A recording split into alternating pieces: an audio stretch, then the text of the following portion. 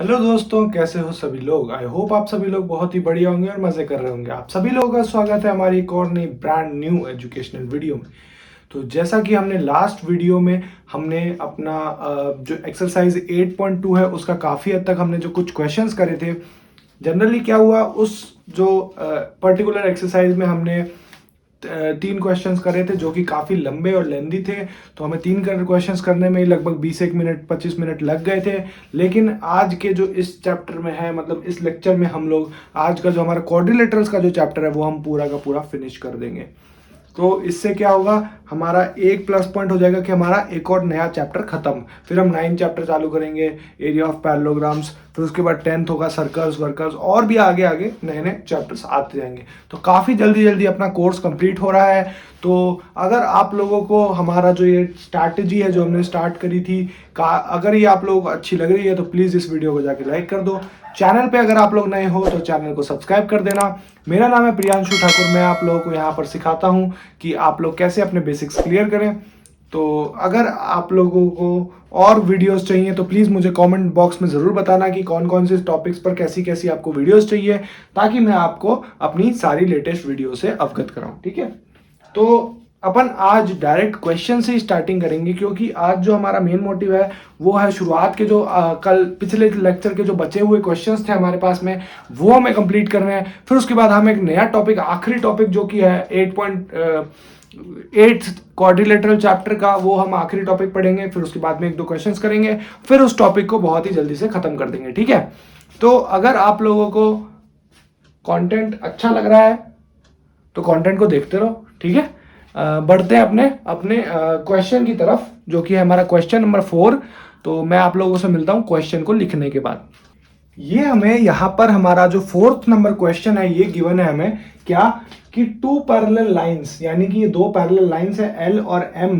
इसमें क्या है, इंटरसेक्शन हो रहा है एक P ट्रांसवर्सल का। ये P ट्रांसवर्सल है। तो इसमें हमें शो करना है कि show that the quadrilateral formed by the bisectors of interior angles is a rectangle. यानी कि जो ABCD जो क्वाड्रिलेटरल बन रहा है, इसे हमें प्रूव करना है कि ये एक रेक्टेंगल है। तो सर रेक्टेंगल की सबसे बड़ी प्रॉपर्टी क्या थी? रेक्टेंगल की सबसे बड़ी प्रॉपर्टी ये थी कि उसके 2 पैरेलल जो साइड्स होते हैं वो इक्वल होते हैं, और दोनों pair of parallel side equal होते हैं और 90 डिग्री के एंगल पे होते हैं। ये चीज हम समझ गए। ठीक है सर, अब हमें यहाँ पे ट्रिक्स क्या देखनी है वो देखो। हमें ये चीज गिवन है कि ये जो PS है ना, ये है QR के, ये QR है, छोटा सा Q लिखा है, ये R लिखा है, QR के पैरेलल है, और जो P है वो इन पे ट्रांसवर्सल है। सर मुझे थोड़ा सा इससे हिंट मिल रहा है कि इस क्वेश्चन में हम इस चीज को इजीली प्रूव कर लेंगे। लेकिन सबसे पहली बात सर, प्रूव करना क्या है? प्रूव हमें यही करना है भैया कि अगर हमने एक जो ये वाला एंगल है, जो एंगल BAD जो है, अगर हमने ये 90 डिग्री प्रूव कर दिया ना, तो ये जो अपने पास में गिवन क्वाड्रिलेटरल है इसे हम रेक्टेंगल कह सकते हैं। ठीक है, तो हमें ये 2 प्रूव में करना है। बहुत बढ़िया सर, ये हमें 2 प्रूव में करना है। हमें ये पता लग गया है कि PS है पैरेलल टू QR। अगर ये दोनों लाइंस पैरेलल है और इसका ट्रांसवर्सल सीधा है, तो यानी कि इसका जो लीनियर पेयर वाला एंगल होंगे ये भी अपने 180 डिग्री के इक्वल होंगे, है ना। तो लीनियर पेयर वाले एंगल से देख लो पहले कौन से है। एक चीज मुझे समझ आ गई सर यहां पर, क्या कि ये दो अगर पैरेलल लाइंस हैं और ये बीच में ट्रांसवर्सल जा रहा है, तो यहां पर सर एक आपने फंडा बताया था, कौन सा वाला? ऑल्टरनेट एंगल्स वाला। ऑल्टरनेट एंगल्स हमेशा कॉमन होंगे, इक्वल होंगे। तो यानी कि जो एंगल PAC है, ये वाला, ये बड़ा वाला एंगल, दोनों मिक्स कर लेना, PAC equal to angle ACR है। सर बहुत इजीली हमें समझ आ गया, ये ऑल्टरनेट से आ गया आंसर। और अगर ये ऑल्टरनेट से आ गया तो इसका मतलब अपने पास क्या हुआ, ये तो एक तो एंगल सर हमने इक्वल कर दिया। अब बाद में आगे बढ़ते हैं कुछ नई चीज को ढूंढने में। अब सर नई चीज कैसे ढूंढेंगे? ये फिगर जनरली क्या होता है, बच्चों को बहुत ज्यादा कॉम्प्लिकेटेड लगता है, बट इस फिगर को आपको बस आराम से समझना है। एक बार मान लो इसमें क्वाड्रिलेटरल है ही नहीं, तो आप उस हिसाब से कर लो तो आपका काम हो जाएगा। ठीक है, बाद में आपको ये एंगल BAD वाला कॉन्सेप्ट लगाना है एकदम एंड में। ठीक है, अगर ये दोनों ऑल्टरनेट है तो इन दोनों का हाफ हाफ भी जो होगा वो इक्वल होगा। इन दोनों का हाफ एक दूसरे के इक्वल होगा ना, ये हम लिख सकते हैं। और अगर इन दोनों का हाफ ये है तो हाफ इनका क्या हुआ, देखो इसका हाफ क्या हुआ, देखो इनका हाफ क्या हुआ, angle B A C equal to कौन सा angle, equal to angle A C D, ये वाला एंगल आ गया भाई साहब। ये दोनों इसके हाफ हो गए और ये दोनों हाफ इसके इक्विवेलेंट हो गए। तो यानी कि अगर दोनों हाफ इक्वल हो गए तो फिर अपन तो सर इजीली निकाल सकते ना ये चीज। अब तो आपको ये चीज निकालने की जरूरत ही नहीं, क्योंकि आपको ये बात पता है कि ये जो ए बी है ना, ए बी ये पैरेलल टू हो गया अपने पास में सी डी, और ये जो बी सी जो है वो अपने पास में पैरेलल हो गया ए डी के। क्या कंसीडर करके सर, ये वाले जो एंगल है, ये वाले और ये वाले, इन दोनों एंगल्स को हम कंसीडर करके हम चेक कर सकते हैं कि ये जो चीज हमें कॉमन पता लग गई। अब जब ये हमें पता लग ही गया है तो हम क्या कर सकते हैं, हम जो एंगल PAC है ना, PAC, उसे हम एंगल CAS से, यानी कि CAS, इससे हम 180 डिग्री पे रख सकते हैं। यानी कि एंगल PAC प्लस का एंगल CAS जो कि हो गया हमारे पास में 180 degree, because of the linear pair angles. Linear pair से ये अपने पास में ये आ गया। और सर अब अगर हमारे पास PAC है तो PAC का मेरे पास में क्या आ गया, PAC का मेरे पास में आ गया हाफ एंगल PAC, दोनों का हाफ कर दिया मैंने। अगर दोनों का हाफ कर दिया मतलब दोनों साइड्स का मैंने हाफ कर दिया, यानी इनको हाफ से इनटू कर दिया, तभी तो मेरे पास में एंगल निकलेगा। अगर मैंने इन दोनों को हाफ से इनटू कर दिया तो मेरे पास में क्या आ गया, हाफ इंटू 180 डिग्रीज। और अगर ये मेरे पास में हाफ PAC आ गया तो PAC की वैल्यू क्या होगी मेरे पास में, एंगल का BAC प्लस हाफ CAS की वैल्यू क्या होगी मेरे पास में, एंगल का CAD इक्वल टू, यानी कि ये हो गया 90 डिग्रीज अपने पास में। तो एक चीज मुझे यहां क्या पता लगी, एंगल ACD तो इक्वल है ना एक दूसरे के, तो ये जब इक्वल है तो एंगल BAC जो हो गया वो अपने पास में 90 डिग्रीज हो गया। ये अपने पास में बात थोड़ा ढंग से लिख देता हूं, 90 डिग्रीज हो गया। ये अपने पास में बात हेंस प्रूव्ड होगी। बोर्ड थोड़ा छोटा पड़ रहा है, हेंस प्रूव्ड होगी। ये चीज आप लोग देख लो, ये सोल्यूशन है, थोड़ा कंफ्यूजिंग सा सोल्यूशन है बट समझना तो पड़ेगा, क्या कर सकते हो। ये वाला अपना फर्स्ट स्टेप था, ये वाला पार्ट, ये वाला अपना यहाँ पर सेकंड स्टेप था, और ये जो हमने छोटा सा यहाँ पे किया ये थर्ड स्टेप है। ये भी सेकंड स्टेप में इंक्लूडेड है, ये जो इतना सा पार्ट है, इसको ध्यान में रखना, ठीक है ठीक है। ये क्या है ना, थोड़ा बोर्ड छोटा पड़ रहा है, कोई नहीं, बड़ा बोर्ड भी लेंगे। 1000 सब्सक्राइबर करवाओ जल्दी से ताकि हम बड़ा बोर्ड ले पाए। 1000 सब्सक्राइबर जिस दिन पूरे होंगे उस दिन हम नया बोर्ड लेके आएंगे और मैं उसकी अनबॉक्सिंग वीडियो जरूर आपके पास में डालूंगा, ठीक है। नया बोर्ड मंगवाएंगे फटाक से एकदम मस्त वाला, और उसकी मैं अनबॉक्सिंग वीडियो तो क्या, उस बोर्ड को मैं जो असेंबल करूंगा वो भी आपको वीडियो दिखाऊंगा, ठीक है। तो बढ़ते हैं अपने अगले क्वेश्चन की तरफ बहुत ही जल्दी से। हम अगले क्वेश्चन की तरफ बढ़ेंगे। हमने बहुत ही अच्छे तरीके से ये वाला क्वेश्चन भी समझ लिया है, तो अब हमारे पास में एक आखिरी क्वेश्चन बचा है, क्वेश्चन नंबर 5। उसके बाद में हम एक कॉन्सेप्ट पे चलेंगे, हमारे इस चैप्टर के आखिरी कॉन्सेप्ट पे। See here we have a question, what it is saying that show that the bisectors of angles of a parallelogram form a rectangle. क्या कहना चाह रहे हैं सर, कि जो पैरेललोग्राम्स के जो बाइसेक्टर होंगे उन दोनों वो एक रेक्टेंगल फॉर्म करनी चाहिए। देखो यहाँ पर ये देखो, ये बाइसेक्टर एक जा रहे हैं, दो बाइसेक्टर मिल रहे हैं, ये दो बाइसेक्टर यहाँ पर मिल रहे हैं, तो दोनों मिल रहे हैं, तो इनके बीच में ये जो है देखो S पॉइंट, ये P पॉइंट और ये Q पॉइंट और ये R पॉइंट, यहाँ पर ये एक क्वाड्रिलेटरल सा बन रहा है। तो हमें प्रूव करना है कि ये क्वाड्रिलेटरल जो SPQR, जो PQRS जो भी एक क्वाड्रिलेटरल है, ये अपने पास में रेक्टेंगल होगा। तो इस चीज को हम बहुत ही आसानी से इस फंडे को प्रूव कर सकते हैं। कैसे, देखिए बहुत आसानी से। अगर मैं यहां पर क्या देखूं, यहां पर मुझे काफी हद तक बहुत सारे ट्राइंगल्स दिख रहे हैं, बट अगर मैं ट्राइंगल ASD देखूं तो उसमें मुझे क्या दिख रहा है, ये वाला ट्राइंगल ASD, ये वाला मेरे को एक छोटा सा ट्राइंगल है, इसमें मुझे कुछ ना कुछ हिंट दिख रहा है। कैसा हिंट सर, यहां पर मुझे दिख रहा है कि ये जो DS है ना, DS, ये छोटा सा एक DS, ये बाइसेक्ट करता है अपने AS जो बाइसेक्टर है उसको बाइसेक्ट करता है, ठीक है। अगर ये उसको बाइसेक्ट कर रहा है तो इसका मतलब हम लोग क्या कह सकते हैं, इसका मतलब हम लोग कह सकते हैं कि जो एंगल A है वो अपने पास में हो गया, ठीक है। अपन एंगल A के फंडा निकाल सकते हैं।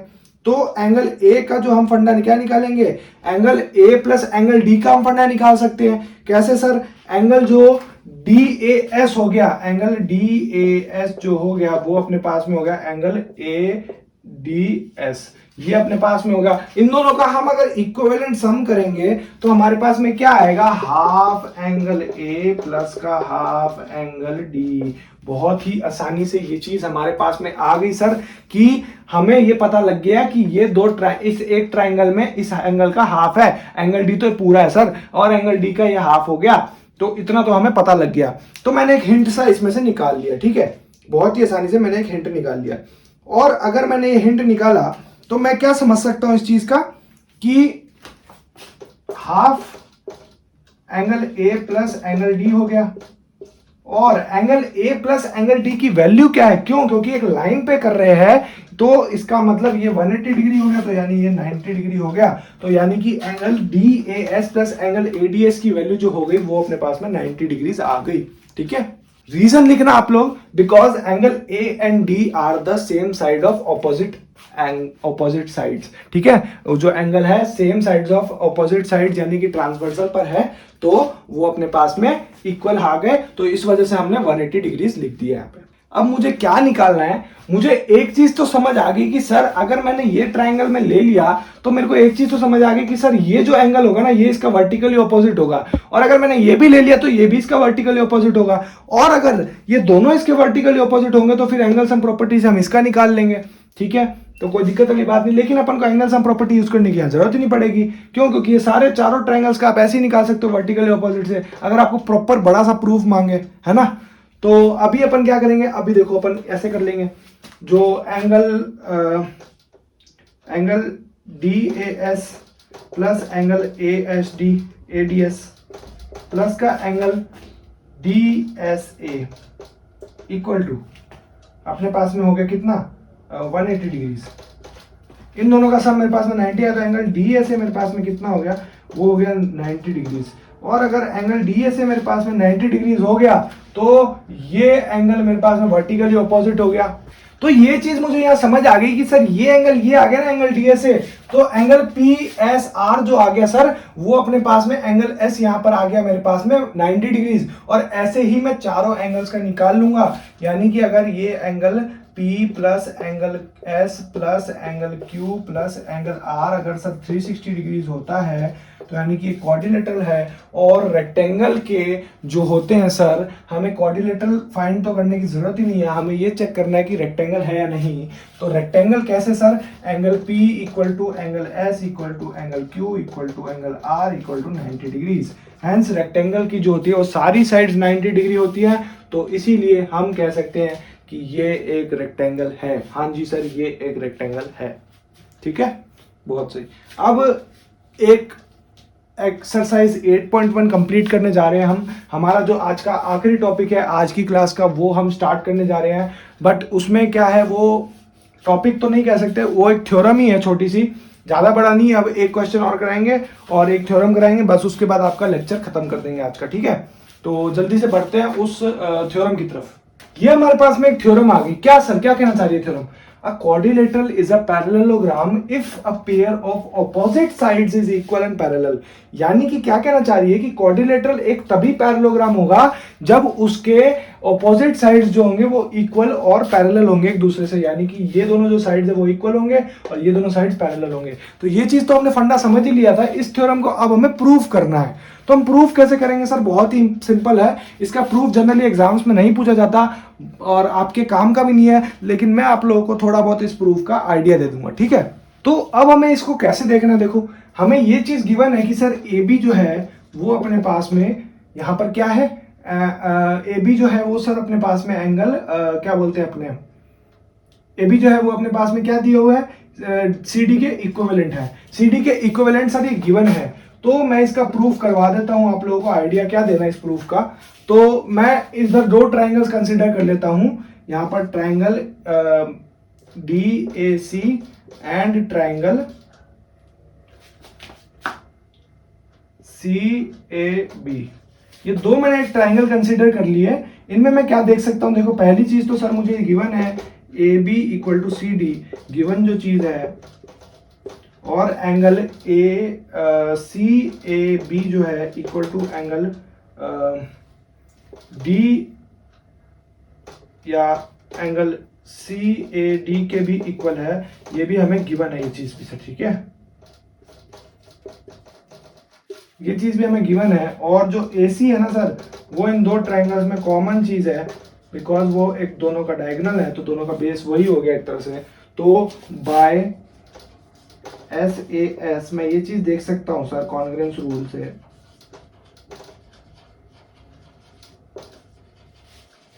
क्या सर मैं ये चीज देख सकता हूं कि जो मेरा ये ट्रायंगल DAC हो गया ना, वो मेरा कॉन्ग्रुएंट हो गया ट्रायंगल CAB से। अगर ये दोनों कॉन्ग्रुएंट हो गए तो मैं इन दोनों की ऑपोजिट साइड इक्वल कर सकता हूँ, यानी कि मेरे पास में जो क्या कह सकते हैं अपन, वो दोनों तो इक्वल ही थी, तो अपने पास में CD जो है वो पैरेलल टू AB आ गया। बहुत ही आसानी से ये चीज हमने प्रूव कर ली, ठीक है। तो इसमें कुछ दिक्कत वाली बात नहीं है, आप लोगों को ये बढ़िया से समझ आ जाएगा। छोटा सा कंसेप्ट है जो कि जनरल बच्चों को समझ आ जाता है, ठीक है। तो बढ़ते हैं अपनी आज की क्लास के आखिरी क्वेश्चन की तरफ, जो कि काफी लंबा क्वेश्चन है। उस क्वेश्चन के 3 पार्ट है लगभग, तो वो क्वेश्चन अपन को करते करते लगभग 5 से 10 मिनट लगेंगे समझाने में अच्छे से। तो होल्ड टाइट, और वो बहुत ही अच्छा क्वेश्चन है, एग्जाम में 5 नंबर में पूछा जा चुका है, बोर्ड एग्जाम्स में CBSE 2019-20 में पूछा जा चुका है और 21 में भी पूछा जा चुका है, ठीक है। तो इस चीज का आप लोग ध्यान में रखना। ये हमें क्वेश्चन दिया हुआ है, क्या दिया हुआ है सर, ये हमें क्वेश्चन दिया हुआ है कि ABCD is a parallelogram in which P and Q are mid points of opposite sides AB and CD if AQ intersects DP at S। यानी कि जो AQ है भाई साहब, वो अपन को DP पे मतलब DP पे इंटरसेक्ट कर रहा है, ठीक है, जो कि पॉइंट हो गया S, ठीक है, कोई दिक्कत नहीं। और BQ जो है वो अपने को इंटरसेक्ट कर रहा है CP पे, तो CP पे इंटरसेक्ट कर रहा है R पे। तो हमें शो करना है कि जो एंगल जो APCQ यानी कि ये वाला APCQ is a parallelogram,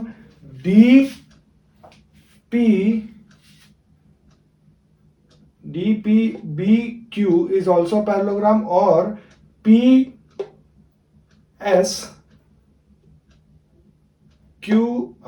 is also parallelogram, ठीक है। ये 3 चीजें हमें प्रूव करनी है। अब इन 3 चीजों का मैंने आपको क्या बताया था कि कैसे आप टैक्टिक से निकाल सकते हो। सबसे फर्स्ट वाला लेते हैं, फर्स्ट वाला अगर हम लेंगे तो इसमें क्वेश्चन को थोड़ा सा अलग कर देता हूं, बिकॉज क्वेश्चन के बाद में अपन को थोड़ी सी जगह चाहिए। क्वेश्चन मैंने ऊपर लिख दिया, यहाँ पे मैं सॉल्यूशंस कर दूंगा क्योंकि सेकंड और थर्ड के सॉल्यूशन छोटे छोटे हैं। फर्स्ट में यहाँ पे कंक्लूजन निकल जाएगा उस चीज का, ठीक है। तो ठीक है, ये समझ आ गया। तो मैं अगर ये वाला ले लूं, APCQ जो है वो इज अ पैरेललोग्राम, मैंने अगर ये चीज मान ली भैया कि मेरा APCQ जो है वो मैंने मान लिया एक पैरेललोग्राम है। अगर ये पैरेललोग्राम है तो इसका मतलब कि मैं मान सकता हूं कि जो AP है वो अपने पास में पैरेलल टू PC है। वाई भैया, बिकॉज वेट अ मिनट, हाँ, जो AP है भाई साहब वो अपने पास में QC के पैरेलल है। ये चीज मुझे पता लगी, क्यों, बिकॉज सिंस AB जो है वो अपने पास में CD के पैरेलल है। ये मेरी फर्स्ट आ गई। अब अगर मेरे को ये चीज पता लग गई तो इसका मतलब मुझे अब चेक करने की तो जरूरत ही नहीं है कि सर AB क्या होगा। AB जो होगा वो ऑब्वियसली AP के हाफ होगा, है ना। और जो अपने पास में QC आ गया वो अपने पास में होगा CD के हाफ CD। ये मुझे चीज दिख गई यहाँ पे। अब अगर मुझे ये चीज दिखी गई तो मैं ये चीज तो चेक कर सकता हूं ना कि ये जो AB होगा, AB वो अपना CD के इक्विवेलेंट होगा, बिकॉज ये दोनों एंगल्स कट जाएंगे। क्यों? क्योंकि ये दोनों पैरेलल हैं एक दूसरे के। तो अपने को बात आई यहाँ की, तो मैंने एक चीज तो रख दी, तो एक मेरे को समझ आ गया कि AB CD के इक्वल है। अगर AB CD के इक्वल है तो AP भी QC के इक्वल होगा। सिंस दीज आर इक्वल, सो ये सेकंड आ गई। और इसको मैं क्या कह सकता हूं कि ये जो APCQ है ना, ये एक पैरेललोग्राम है, बिकॉज अभी जो हमने जस्ट थ्योरम पढ़ी थी कि opposite sides are equal and parallel, तो इसका मतलब ये दोनों इक्वल और पैरेलल होंगे, यानी कि हेंस प्रूव्ड, ये हो गया। ठीक है, बात करते हैं सेकंड चीज की। तो सेकंड भैया हम कैसे प्रूव करेंगे DPBQ। आप लोग DPBQ को भी सेम इसी तरीकों से, और ये आखिरी के जो बच्चे हैं इनको भी आप ऐसे ही पैरेललोग्राम प्रूव कर सकते हो, कोई दिक्कत वाली आपको बात नहीं आएगी। ठीक है, तो आज जो है वो हमारा एक्सरसाइज 8.1 का जितना भी थ्योरी वाला पार्ट था, बेसिक चीजें थी, वो हमारा सारा का सारा क्लियर हो चुका है। तो अगर आप लोगों को थोड़ा बहुत भी कुछ भी हल्का फुल्का भी डाउट है तो प्लीज़ मेरे इंस्टाग्राम पे आप लोग मैसेज करके मुझसे पूछ सकते हैं, और कमेंट बॉक्स में भी पूछ सकते हो, कोई प्रॉब्लम वाली बात नहीं है। तो अगर आप लोगों को वीडियो अच्छी लगी हो तो प्लीज़ इस वीडियो पे जाके लाइक करना। और आप लोगों का आज का जो होमवर्क है वो है आपका होमवर्क है आप लोगों का एक्सरसाइज 8.1, जो कि काफ़ी बड़ी थी। 3-4 लेक्चर लग गए अपन को इस एक्सरसाइज को कवर करते करते। कोई दिक्कत नहीं, चैप्टर ये बड़ा है, इसमें कॉन्सेप्ट्स बहुत है समझाने वाले, लेकिन हम भी कॉन्सेप्ट से पीछे नहीं हटेंगे, क्योंकि हमारा नाम क्या है, बेसिक वाली पढ़ाई। और बेसिक का मतलब क्या होता है कि हमें बेसिक से बेसिक, चाहे वो ट्रायंगल बताना हो, चाहे वो क्वाड्रिलेटरल क्या होता है वो बताना हो, ये सारी चीज़ें हम आप लोगों को यहाँ पर सिखाते हैं। तो अगर आप लोगों को मेरी वीडियोस अच्छी लग रही होंगी तो प्लीज़ इस वीडियो को जाके लाइक कर देना। चैनल पे अगर आप लोग मेरे नए हो तो प्लीज़ इस चैनल को सब्सक्राइब करना, क्योंकि मेरा चैनल नहीं है, ये आप सभी लोगों का चैनल है। इस पे आप पढ़ते हैं और आप लोग सीखते हैं और आगे बढ़ने की कोशिश करते हैं। तो मिलते हैं एक और नई तड़कती भड़कती वीडियो में, तब तक के लिए जय हिंद, जय भारत।